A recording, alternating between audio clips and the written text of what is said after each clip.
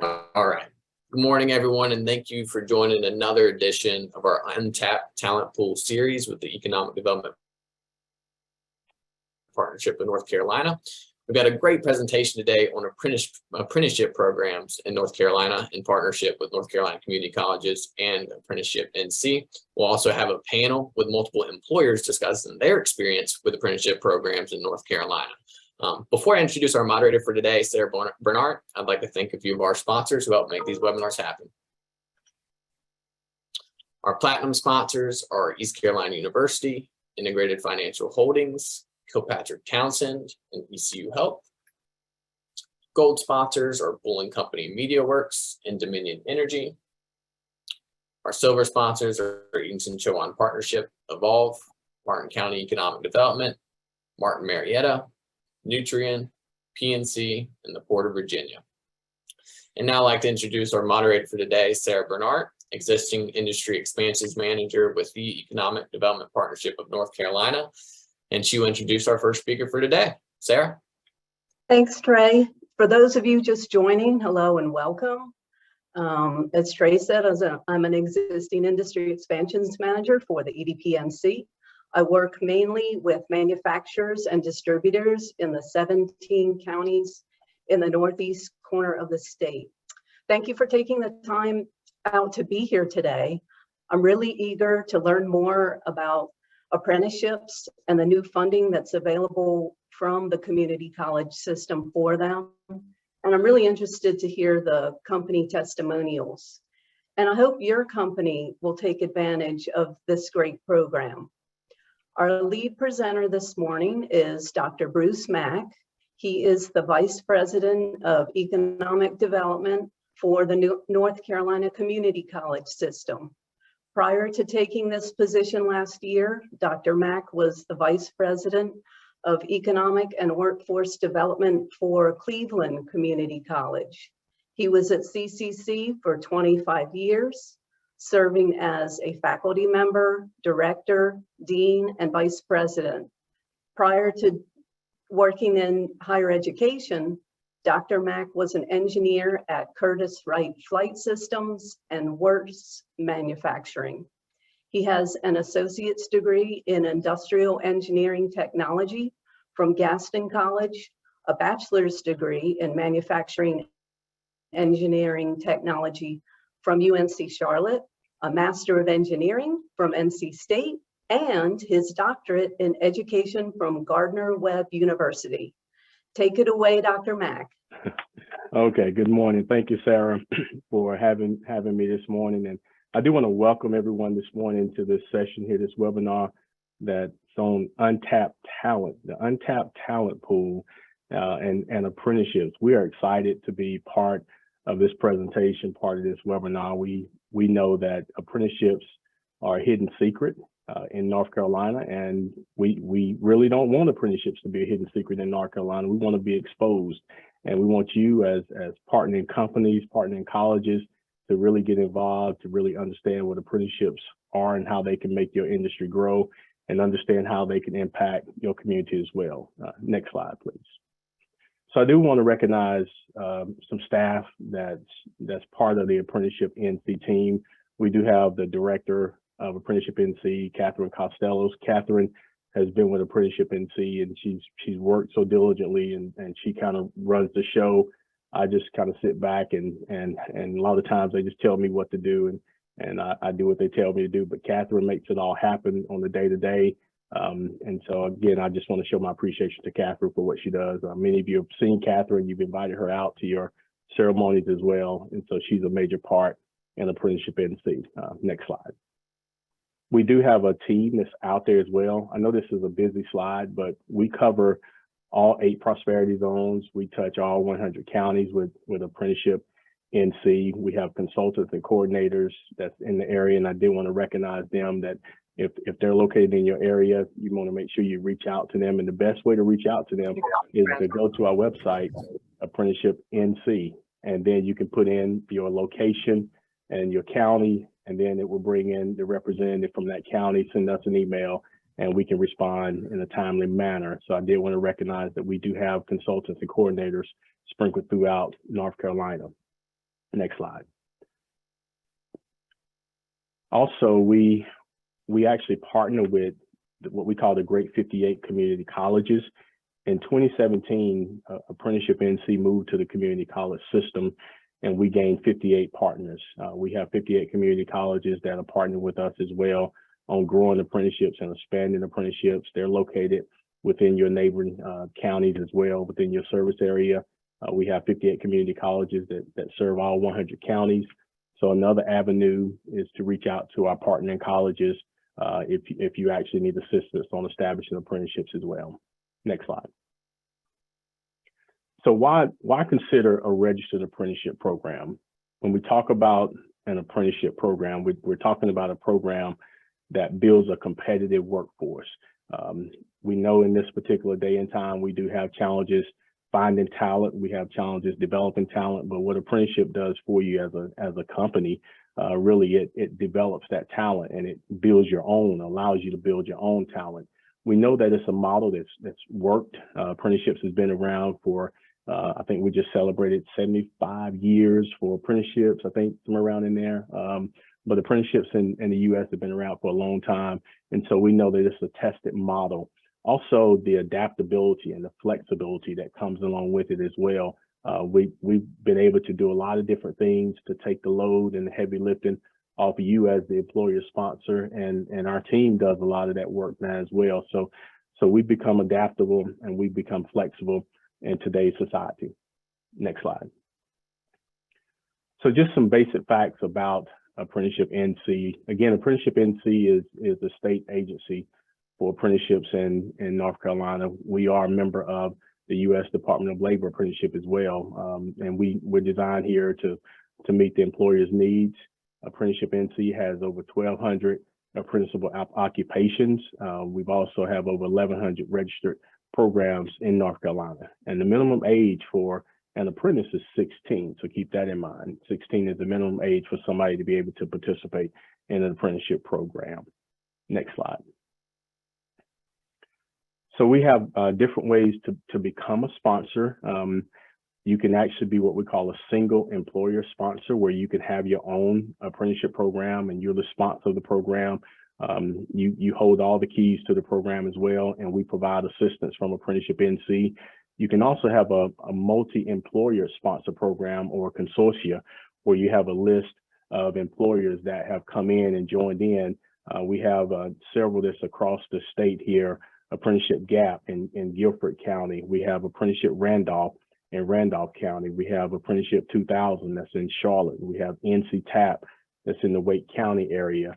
And so this is actually a consortia of different companies that are coming together. Now within these companies, some companies are partnering with the community colleges, and some are actually doing it on their own as well. And they handle all the sponsorship of the actual program itself. And then lastly, we have community college sponsored programs as well. And so this is where the community college is the sponsor of the program. And so you can see some of the colleges here that are actually community college sponsored programs. I'm actually attending a ceremony today at Forsyth Technical Community College in Winston-Salem with their sponsored program. And then we have Apprenticeship 321 as well. That's a sponsored program. So colleges now are coming on board, establishing programs, and then having employer partners as well, which means that the college then will do all the paperwork for you. They'll work with Apprenticeship NC and they'll handle a lot of the paperwork and make sure that you have everything you need to have a well-established apprenticeship program. Next slide. So there are some core components of an apprenticeship program. So how do we get started? How do we engage? There's some things that we must have in the apprenticeship program. There are three components that's required by DOL for the apprenticeship program. The first component is a structured on-the-job learning, which is really provided by you as the employer. You provide that structured learning there. It's on-the-job training. They come to work in your facility. They're on your payroll. They work with a mentor that's established at your employer, at your company, and so they work on the day-to-day as well. And you can determine what occupation you would like them to be in based on the on-the-job learning. A lot of times the structure on-the-job learning is that job description. What exactly do you want to develop that apprentice to be as they're working with your facility. Another component to the apprenticeship program is what we call related education or related instruction, and that could be provided by you as a company as well. You can have your own related instruction program. You can also utilize the community college, which the community colleges now are providing related instruction as well.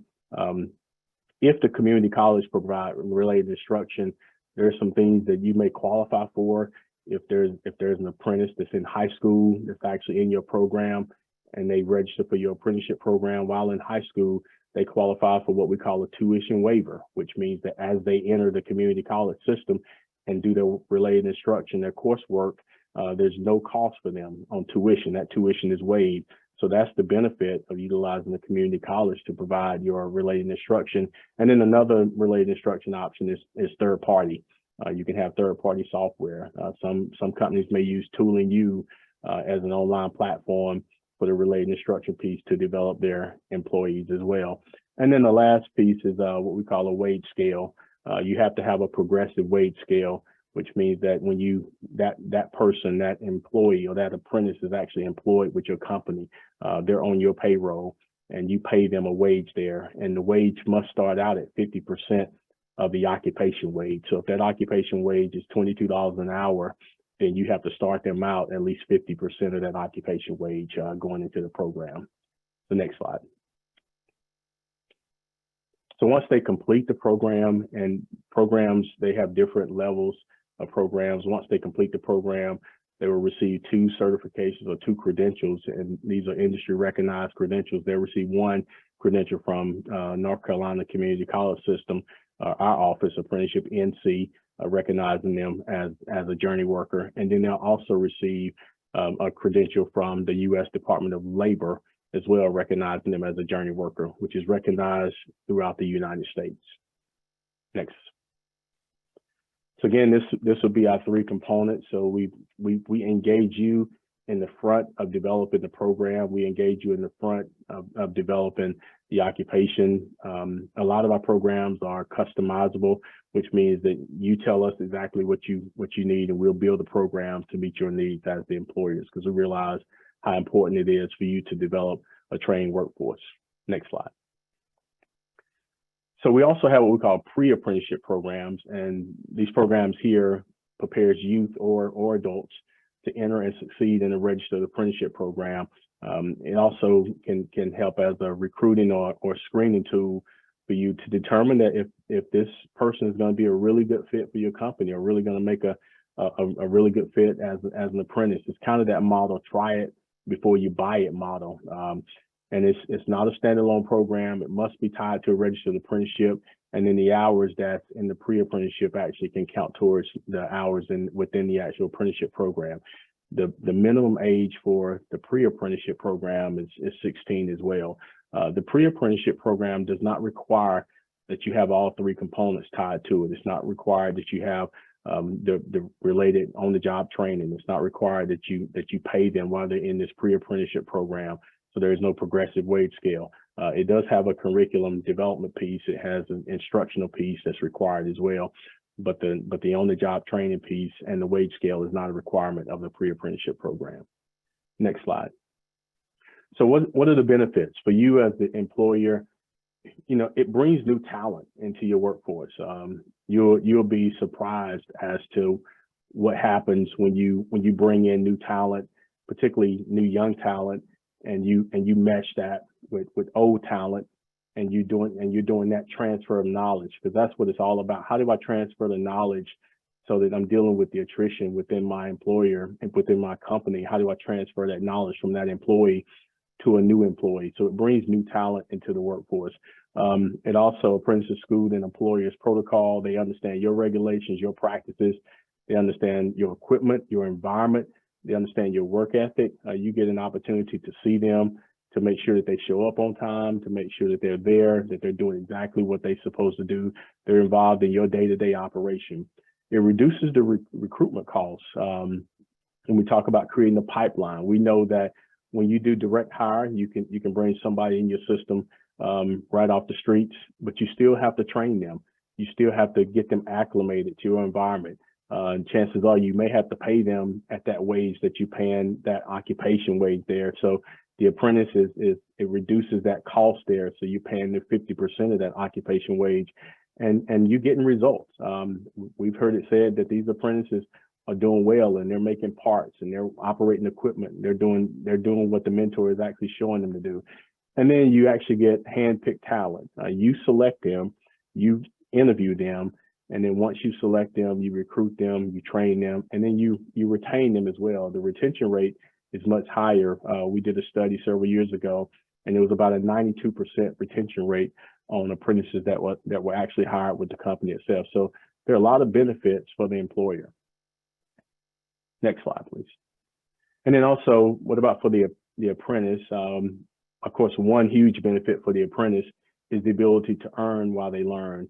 What we've seen in higher ed, especially working adults that are trying to skill up, that are trying to find a new career, that are trying to get to a livable wage, it's really difficult for them to quit their jobs, their current jobs, because of family obligations. Some of them have these family obligations and they just can't quit their job and start a short-term training program.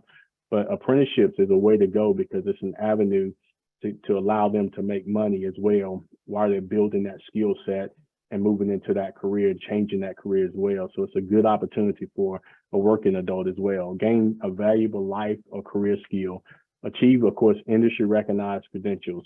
And then it's a head start on obtaining college credit. If you're using the community college for your related instruction, chances are they're going to receive some type of credential. It could be a certificate, it could be a diploma, or it can be a 2-year associate's degree as well. Just depends on the occupation. And then they gain hands-on experience for their career. Next slide. So it's a win-win-win for everybody. And I like to look at I like to read the book. One of my favorite books is the 7 Habits of Highly Effective People. Trey, if you can back up a few, yeah, there you go. And it talks about win-win, but here again, when we look at from an industry standpoint of view, effective recruitment to increase employee retention, train workforce in your companies, and a portfolio, and then develop future leaders as well for the apprentice career and skill development, training underqualified mentors, and then the ability to earn college credit, and then not to mention again that earn and learn. And one thing we talk about when we talk about college credit, typically at the end of an apprenticeship program, a lot of these apprentices, these ceremonies that I'm attending, they're getting 2-year associate's degrees with 0 college debt. We know what's happening with college debt and the implications with college debt and how college debt and students are getting out of college, graduating from college with college debt, with no job, no employment there as well, and having to pay these loans back. But these students are graduating with no college debt as well. So there's a lot of benefits from the apprentice side. And then, of course, the community. It introduces the students into the community. It gets them acclimated in the community.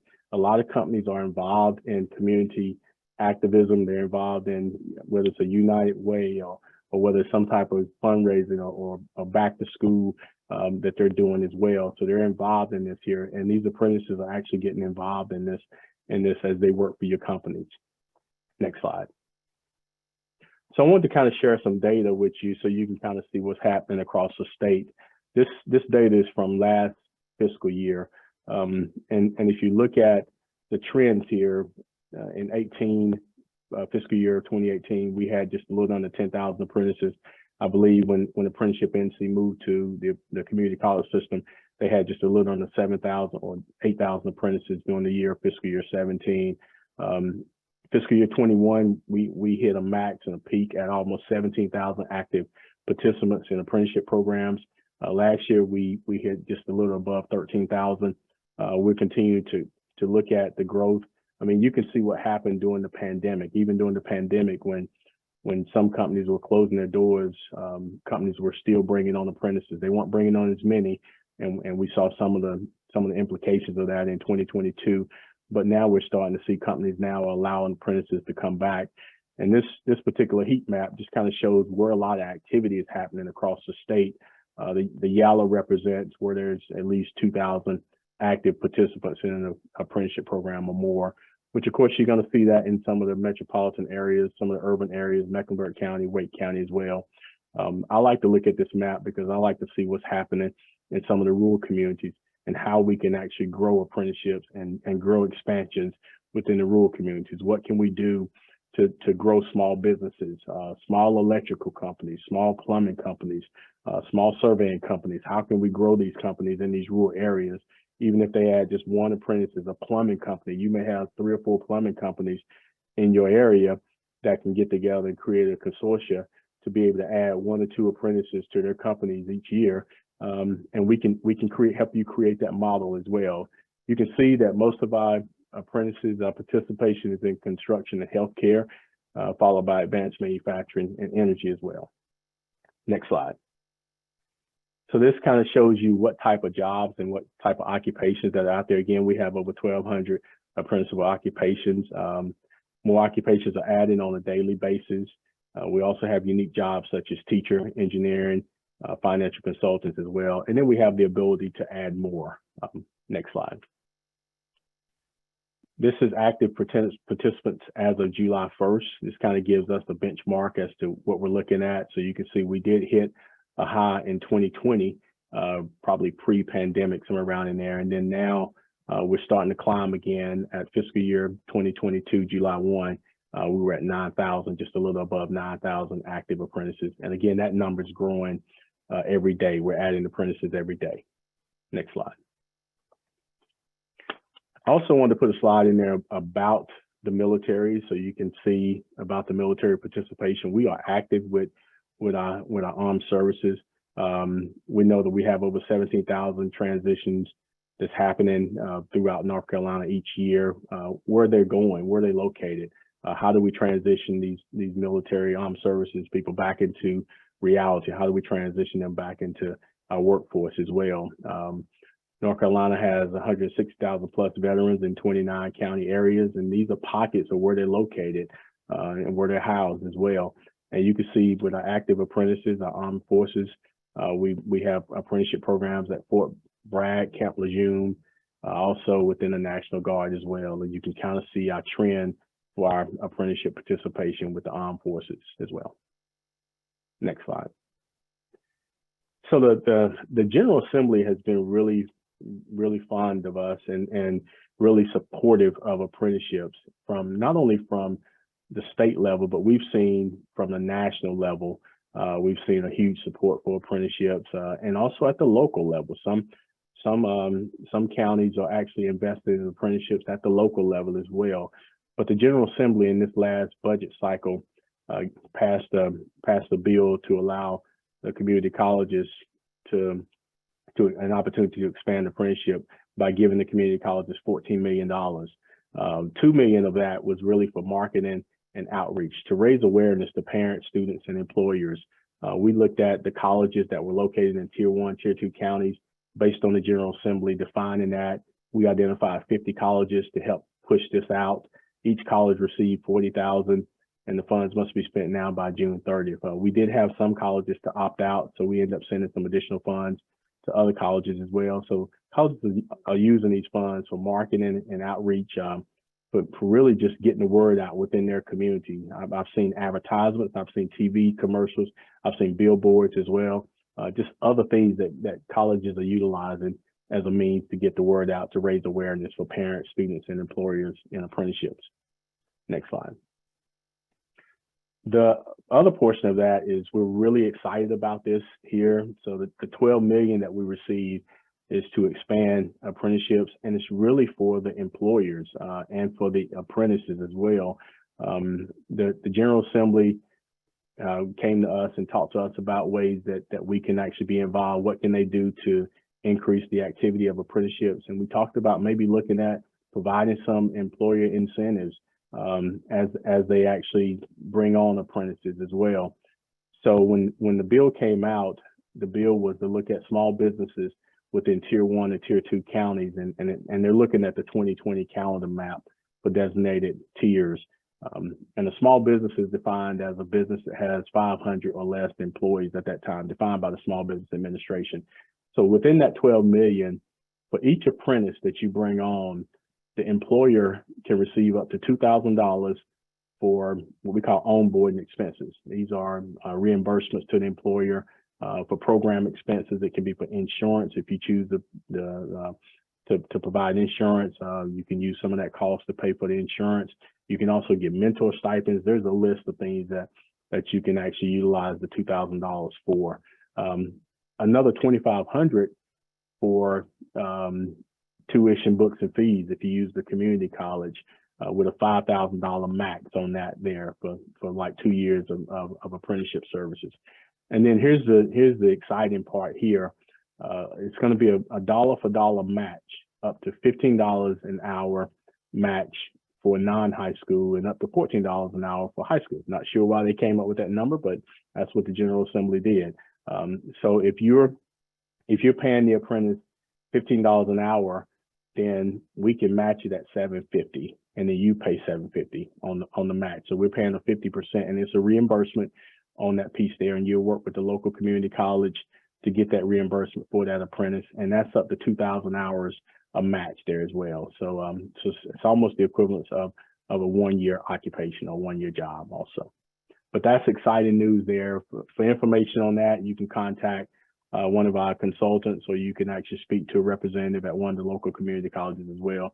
They should be able to give you information regarding the apprenticeship expansion funds. Next slide, please.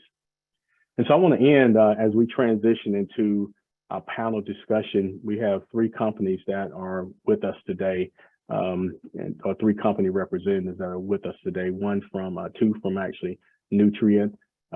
We have 1 for Advanced Mechanical Heat and Air, and then we have 1 from Smithfield Foods. And so I just wanted to bring up that these companies are actively involved in apprenticeships. You can see the numbers here between the 3 companies. We registered over 2,700 apprentices.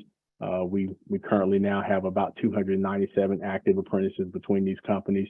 And these companies, look at the completion rate between the companies. They've completed about 1,963 have completed their program as well. So these companies here believe in apprenticeships. You'll hear from them today in this panel discussion, and there'll be an opportunity for you to ask questions in the chat as we dialogue back and forth. So first, I want to introduce Danielle Swain, who's an employee development specialist at Nutrient in Aurora, North Carolina. She's been there for 6 years. In her current role, she supports in employee career development, track training, and help to ensure regulation and guidelines. She also helps with the apprenticeship program as the facilitator and serves on the North Carolina Apprenticeship Council as well. She's passionate about training and developing others, and think that the apprenticeship program is a great way to ensure we have a skilled and safe workforce. We also have with Nutrient, Kim Toller. Kim is the training manager at Nutrient. She has a Bachelor's of Science in Business Administration. She began her career as a secretary in shipping, and she's also worked as the asset plant statistician for 10 years. She's been in training development for 23 years. Her current responsibilities includes accountability of the training department, sites training and development of career paths for over 900 plus employees, aligning training with the organizational strategic plan, leadership development, supervisory assessments, and regulatory compliance at the state and federal level. She's a member of ADT or ATD, SHRM, NC Works Commission, Rivers East Workforce Development Board, Journey of Hope, Cancer Support member as well. So we welcome Danielle and Kim from Nutrient. We also have a representative from Advanced Mechanical Heat and Air, Rachel Davis, who's the co-owner and the president. She has an MBA from the University of Wilmington. She's also a licensed heat and air conditioning contractor. She grew up working in a family business, including the bakery and then heat and air as well. Her first job at the age of 4 consisted of helping her grandfather in his concession stand at the East Carolina football games. She's a member of Trades Formers pre-apprenticeship program, where she is the founding partner and again, current president of the nonprofit. So we welcome Rachel Davis. And our last panelist is Clarence Scott. Clarence actually is employed with Smithfields. He has a bachelor's in communications from Cabrina College and a master's in education from Salisbury University. He's currently a talent development specialist for Smithfield Foods and Company. His major responsibility is to train current employees on topics such as leadership, business and retention strategies, and he's also co-created and administratively facilitated the Smithfield Apprenticeship Program. So I want to welcome Clarence, Rachel, Kim, and Danielle to the discussion. Just can you guys briefly share with the audience here, what does apprenticeship currently look like in your organization? I'll go first if it's okay, Dr. Mack. That's fine. Yeah. For us, our apprenticeship, we rely heavily on the youth apprenticeship model. We recruit at the high school level, spend all junior year through trades formers recruiting with the high school partnerships that we have.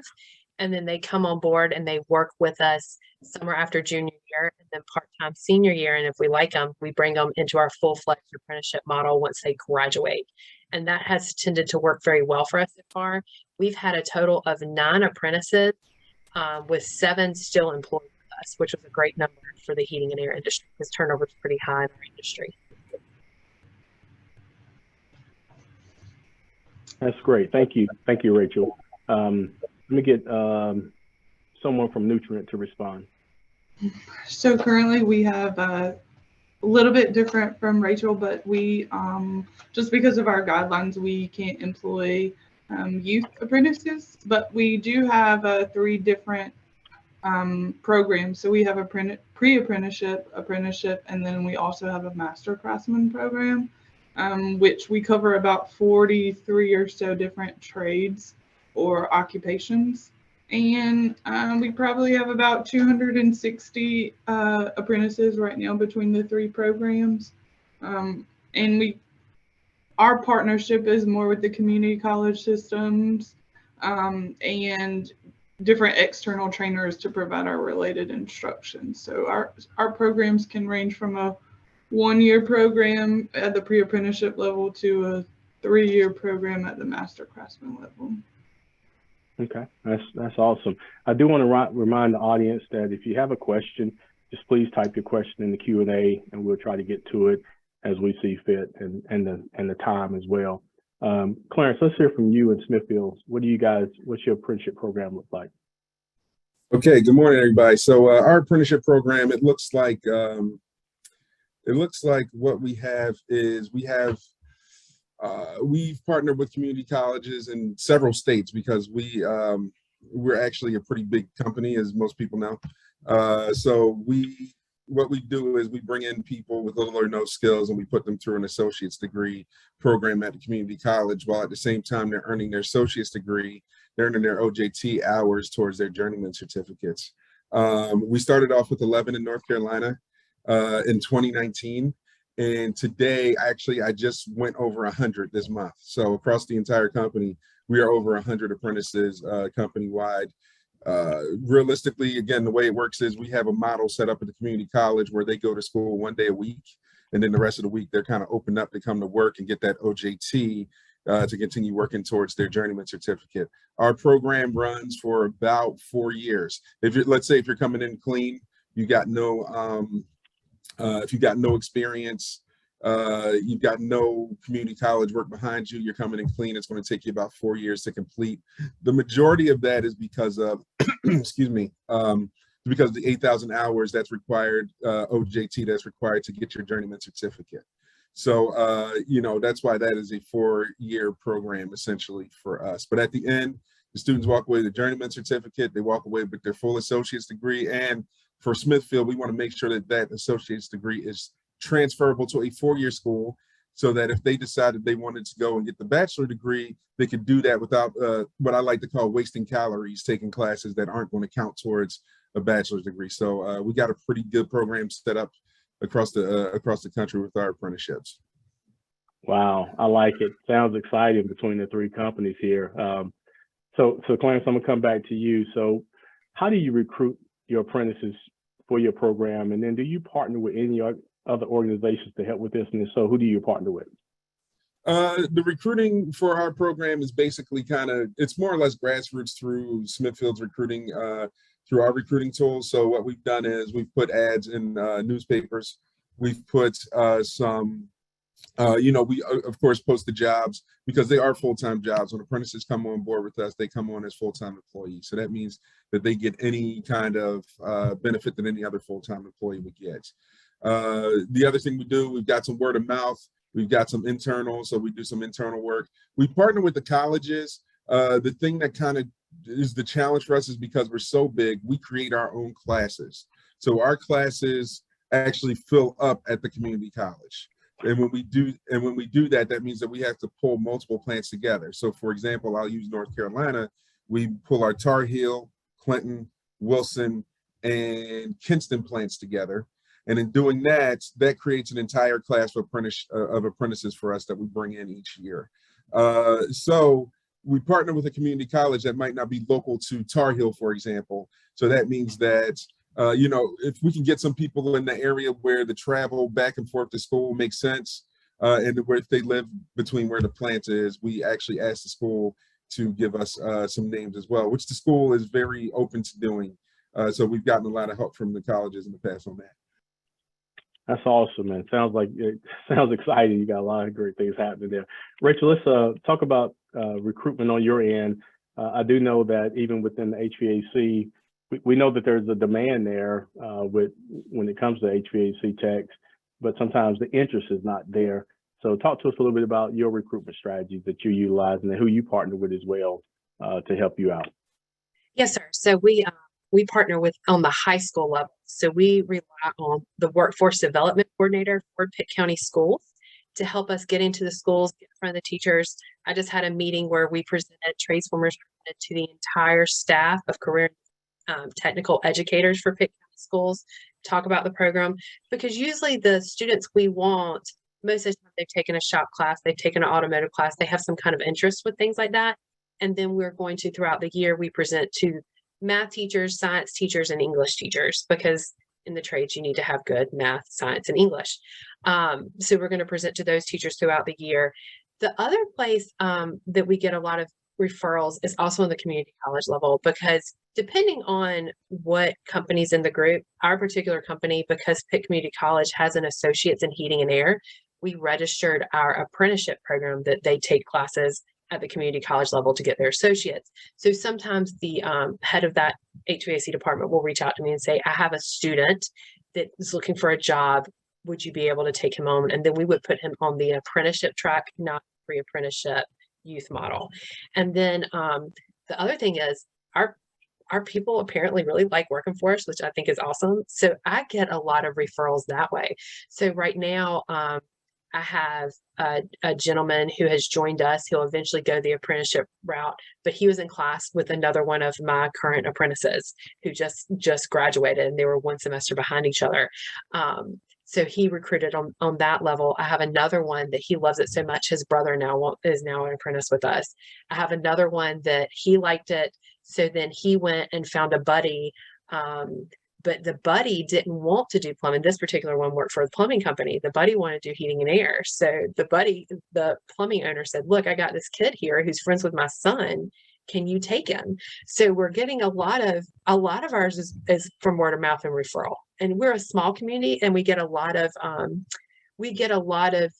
publicity because we're a small community of what we're doing. So it helps a lot. And that's where most of ours are coming, is word of mouth or the school system. That's awesome, man. Thank you about that. Thank you for those comments. Let's hear from Nutrient and see what are the things that you're doing to recruit talent as well for your apprenticeship program. So similar to Clarence, all of our apprentices are full-time employees as well. And much like Rachel, we also get some referrals from the community college system as well. Just an example, we recently partnered with Craven Community College on some classes, and we actually had a couple of their students who got referred to us just from that partnership. So lots of different ways as far as referrals, but I would say for sure we get a lot of help from our HR department, but That's good. Well, thank you. Thank you again. I see a question in the chat from Amy, and we'll direct this one to, let's direct this one to Rachel right now, and then we'll come back. But Rachel, the question is, could you speak about mentor selection and training mentors to achieve the apprenticeship success? What are some lessons learned? What are some things that you've learned that we should avoid that could be most helpful as companies look at expanding their apprenticeship program? Absolutely. So for us, the heating and air in the construction industry, it gets a pretty bad rep being a kind of rough crowd. And then we're bringing in high school students. So the first thing we do is anybody, and I'll speak more towards trades formers, the actual consortium, not just us. Anybody who's going to take the students, the school system wants the company to have a drug testing policy, that people are going to get drug tested because you are putting high schoolers with them, and that the people you're going to put with them are going to be background checked. So you're not going to put them with criminals, people that are just bad people.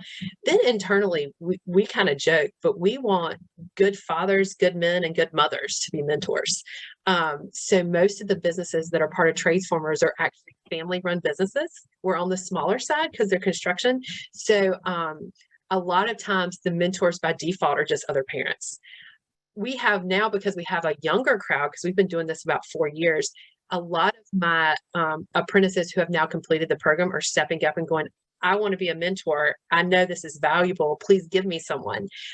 So we've just found throughout the years that certain people are really, really good trainers and can handle having a young person with a lot of questions, and certain people can't. And you just kind of learned that through, all of our team members are great, but some have patience, some do not. And we've identified those, and the ones with the patience get the kids.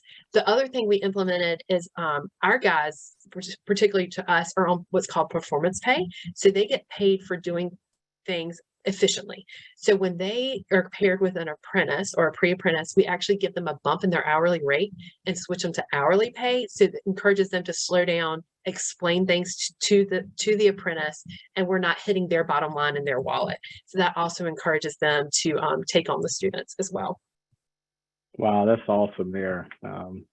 That's a good way of incentivizing your mentors as well. I like that. Hopefully you can take advantage of some of these expansion funds to help with some of that as well. That's great. Yes, I love that slide. Well, that's great. Clarence, what about you? Since you guys have such a large program, you tapped over 100 apprentices now. What's your process like in selecting mentors and just some of the pitfalls, things that they can avoid in starting their program? Yeah, I think for us, because we're so big, and the challenge is that we might seem like we're really resource heavy, but we're not, particularly with the apprenticeship program. For the most part, it's been a ragtag grassroots group of people running the apprenticeship for the past couple of years. I see that expanding rather shortly. But what we've done, I'll tell you what we're done and what we're heading towards. So what we've done is that we would do introductory meetings at the plant. So we would get them to select their own mentors. We would tell them, this is what you want to look for in a mentor, somebody who's kind of slow paced, somebody who doesn't mind teaching, stuff like that. And then really I let them go. Now this sounds bad, but I let them go for the first semester. And I let them go because here's what I found out. When you train everybody before they get when you train a mechanic, sometimes when you train a mechanic before they get the machine, they don't quite know the best way to work with that machine. So what you do is you train the mechanic after they get the machine, and then they're like, oh yeah, well, I've run into this. You have a good conversation about it. They're like, oh, now it all makes sense. So that's really the approach that I've taken is I've kind of given them the basics, and then I say, okay, your folks are coming in here. Let them kind of work through that first semester. And then after they work through that first semester, I would go on and do I would go on and do like a more in-depth training with them. It'd be a much better conversation. The light bulbs will go off, and then we'd be able to go from there. But what our plan is in the future is that we're going to start employing, our plan for the future is that we're going to actually attribute trainers to each plant. So we're going to give them trainers, and those trainers are responsible for training new employees, but also tracking and mentoring and tracking the OJT for any of the new apprentices coming in. So that's something we're looking to start implementing around the end of the year at our plants across the company. Wow, that's wonderful. That's wonderful. Thank you for that. There's another question in the chat, and I probably may answer this one here. Do current employees qualify for the apprenticeship program?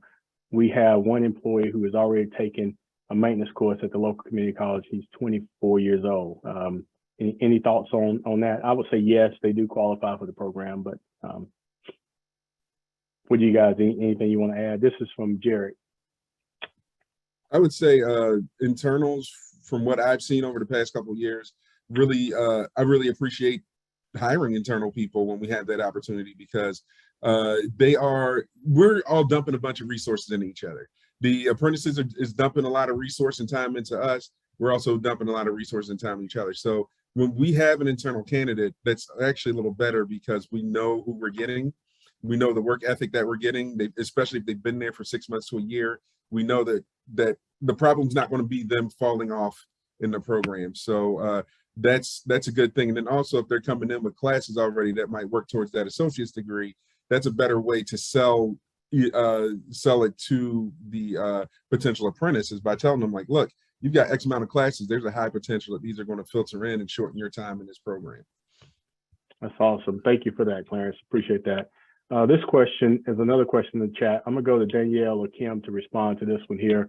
It says, how do you start the program and get your managers to buy in on hiring people to train in an environment where managers need talent to be productive from the start? And then what are some of your methods that you've used to promote the program in your organization?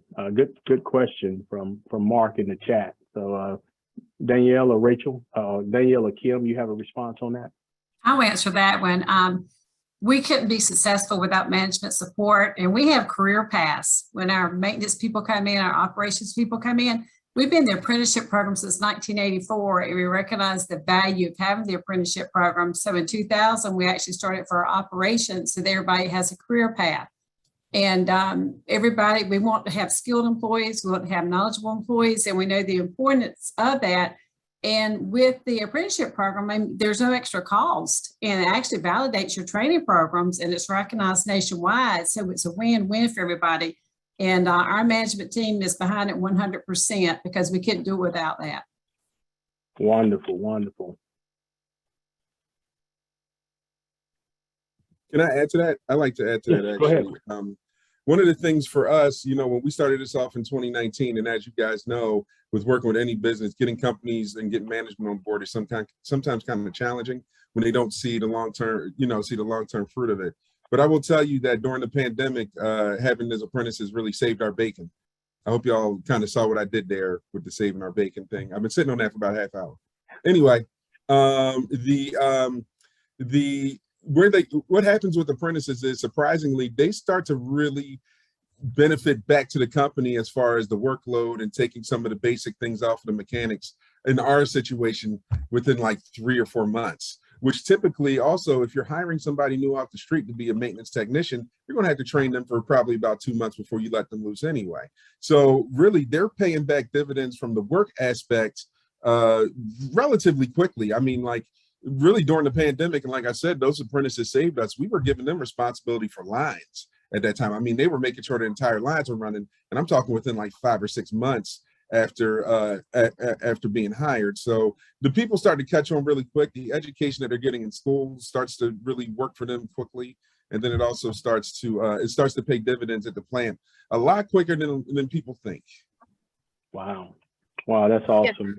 Can I also speak to that too? Oh yeah, go ahead. That's fine. What we have found, because we're hiring based on work ethic and culture fit, is my guys will also weed out the apprentices fairly quickly, and I'll figure out, we're real labor intensive. We're going up. I got a guy going up on a roof today with a crane to do something, and they have to do some heavy lifting. They will either fight over the apprentice in the morning because they want the extra set of hands, or if they're not fighting over that apprentice, it's probably time to address the situation. The apprentice isn't pulling their weight. And what we have found, and usually within about a month, they start fighting for the apprentice. And my guys know, if they step up and they perform really well and they're training the apprentice, they get first dibs on the helper and that extra set of hands. So it kind of changes the whole culture. And speaking to what Nutrient's doing, we are in the middle of career pathing so that our apprentices have a more formalized path ahead of them to go from basically apprentice helper to potentially estimator, project manager, field supervisor, that kind of thing, as we continue to grow. Well, that's awesome there. That's awesome. So I think you guys have been really great. Our time is winding down. We did have one more question in the chat.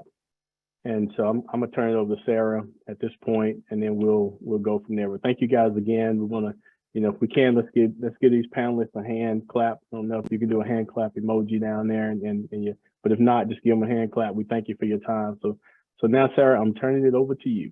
Okay. We do have a few minutes, and we have a lot of interest in the program, which was really cool. Thank you, Dr. Mack, Danielle, Kim, Rachel, Clarence.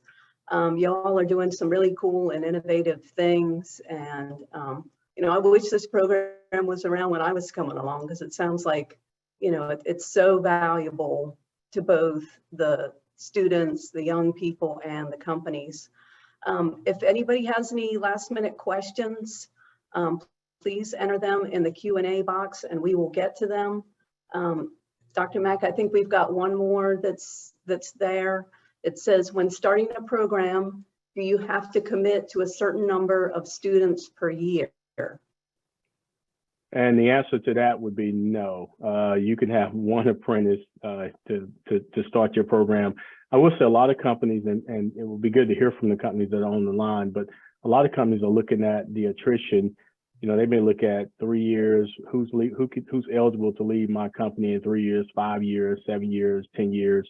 So they're looking at that strategic plan, and then they're trying to back into that number so that they can develop talent to be able to make sure that there is not a gap there and there's a transfer of knowledge. So I'll love to hear from some of the industry participants to see what they're doing and look and then kind of understand how they determine the number of apprentices that they bring on each year.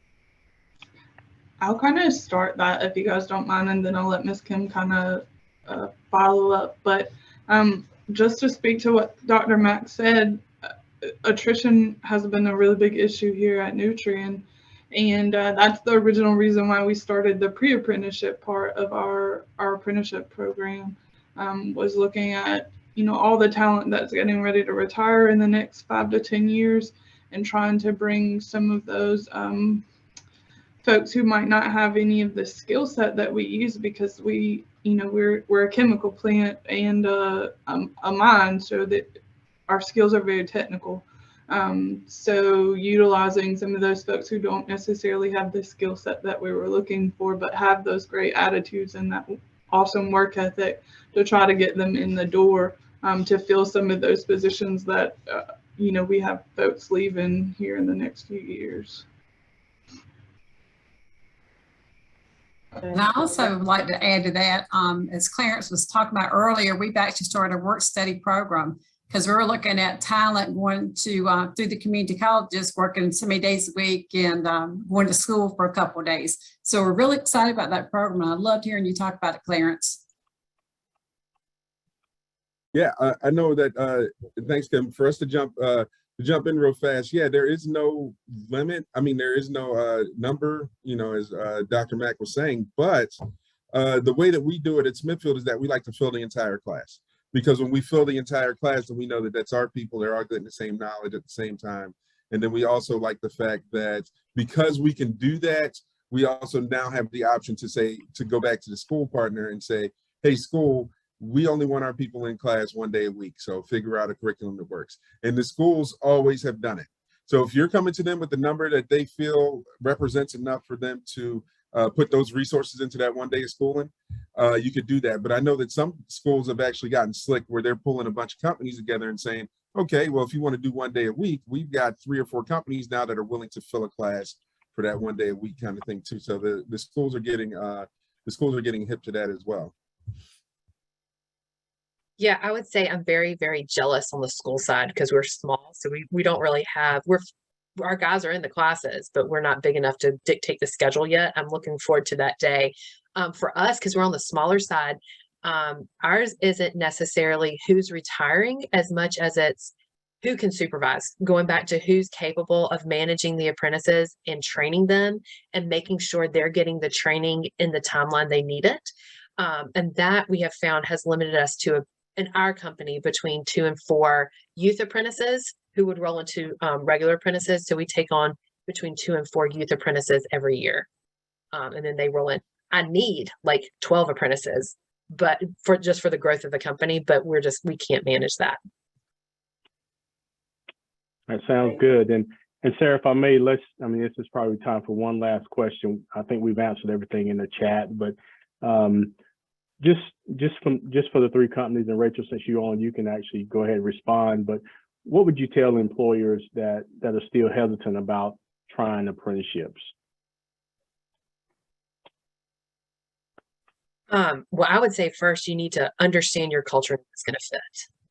I think the hardest thing when you're talking about apprentices, especially if you're going to bring in the community college factor, is having somebody to manage their schedules, because it can get very, very hectic. And you might look back on it, at least for us, and we realized they had never installed ductwork because we're a heat and air company. And they missed that integral piece. And now they're 2 years into their apprenticeship and we got to backtrack it. So make sure you've kind of mapped out their training and you understand it. And then I would say heavily, heavily, heavily utilize your apprenticeship coordinator for your area of North Carolina, because they are knowledgeable. And don't reinvent the wheel. There is something out there already done. We copied somebody else's stuff. And then there was another heat and air company in Greenville that called me and I said, just slap your name on it. It's fine. So don't reinvent the wheel, because it's really not that complicated. Awesome. Clarence, you have anything you want to add to that? Yeah, I do. I would say that be flexible is the big thing, especially when you're first starting something up, because it's not going to be perfect. I'm here to tell you, surprise, not going to be perfect. You're going to have a bunch of bumps in the road because you're dealing with people. You're dealing with multiple different people, multiple different ideas from the apprenticeship standpoint, from the school standpoint, from the plant maintenance and engineering standpoint. So you have to be flexible. You have to be willing to give the same information multiple times. You got to be willing to work with people and kind of flex.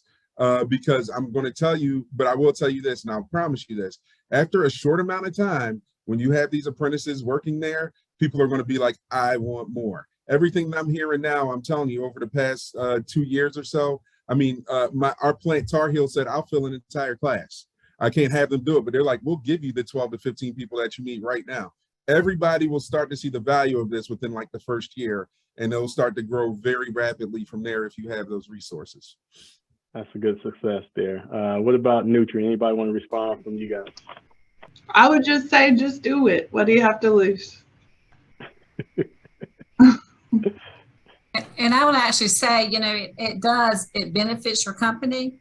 It really does. I mean, there's no extra cost involved. You got skilled and safe employees, and we all want to be a safe employee. You got to have skilled employees, so you need to train them. And we're very fortunate because Nutrien recognizes the value of the training department. So we do have people to handle the program. We handle it here, and we're able to train our employees through career paths and work with the community colleges. So, Sherry Berry always said it's the other degree, and it's recognized nationwide. And we had a young man left here and went to Alaska. And once I sent him his certificate, instead of being a temporary employee, he was a full-time employee. So I think that's very important to note. Wow. I think that's a great ending point there on that success story. Thank you again for sharing that. So Sarah, it's all on you. Thank you. Thank you.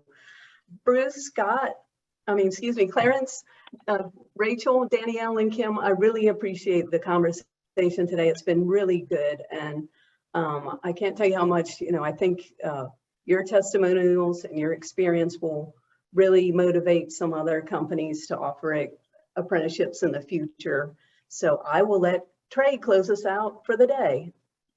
Thank you, Sarah. And I'll echo your sentiment. And thank you all for a fantastic presentation today and joining. There's a lot of interest, a lot of questions. I know I've already been referring people to the program even before the webinar. So I'm sure that will happen after the webinar. And I'll answer the last question from Rachel.